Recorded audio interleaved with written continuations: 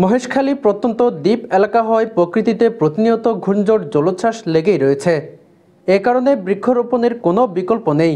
বৃক্ষরোপণের মাধ্যমে জীববৈচিত্র্য রক্ষা এবং প্রাকৃতিক পরিবেশ ধরে রাখার পাশাপাশি অক্সিজেনের সংস্থান সম্ভব হবে, এমনটাই বললেন মহেশখালী কুতুবদিয়া আসনের সংসদ সদস্য আশিকুল্লাহ রফিক।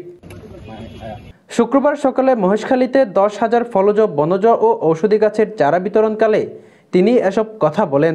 গাছগুলি যখন বড় হবে তখন আমাদের প্রকৃতিকে যেমনিভাবে রক্ষা করবে তেমনি ফলজ গাছগুলি থেকে আমরা ফল পাবো। আবার পাশাপাশি এই বনজ যে গাছ রয়েছে সাফালি সহ অন্যান্য সেই গাছগুলি থেকে আমরা যখন গাছগুলি ম্যাচিউর হবে তখন আমরা তাদের সেই কাঠ বা আমরা সেই বনজ সম্পদ আমরা পাবো।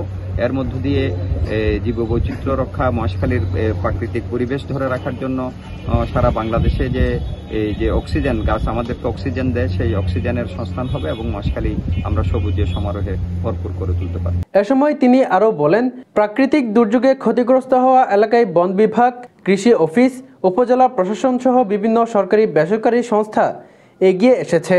সকলকে সরকারি, বেসরকারি এবং ব্যক্তি উদ্যোগে মহেশখালী সহ সারা দেশে বনায়নে এগিয়ে আসতে হবে।